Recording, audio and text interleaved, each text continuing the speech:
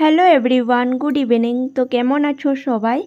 তো ইভিনিং টাইমে মা এখানে বেসনের রুটি বানিয়েছিল, তো এখন সেটা খেয়ে নিলাম। আর রিবি আর আমি এখানে বসেছিলাম। তারপর ডিনারটাও রেডি করে নিয়েছিলাম। ডিনারে ভাত করলা আলু দিয়ে মাছের তরকারি হয়েছিল আর দুপুরের মাছ তরকারি ছিল। তো রান্নাঘরটা পরিষ্কার করে নিয়েছি আর এখন ডিনারও হয়ে গেছে আমাদের। এটা পরের দিন সকালবেলা স্নান টান করে এখানে পুজো দিয়ে দিলাম। আর আজকে অনেক দিন বাদে রোদ উঠেছে, মানে এতদিন পুরো বৃষ্টি ছিল, তাই ভাবলাম কাপড়গুলো রোদ্রে শুকাতে দিয়ে দিই। তো এখানে কাপড়গুলো শুকাতে দিয়ে দিলাম আর তারপরে গেলাম লাঞ্চ রেডি করার জন্য। লাঞ্চে হয়েছিল মিষ্টি কুমড়ো ভাজা, ডাল, পেঁপে সেদ্ধ, শসা আলু দিয়ে মাছের ডিমের তরকারি, আর মা বানিয়েছিল কাতলা মাছের কালিয়া। রান্না বাড়া জলদি হয়ে গিয়েছিল, তাই ভাবলাম বরের আলমারিটা একটু গুছিয়ে দিয়ে, অনেক দিন ধরেই ও গোছালো ছিল।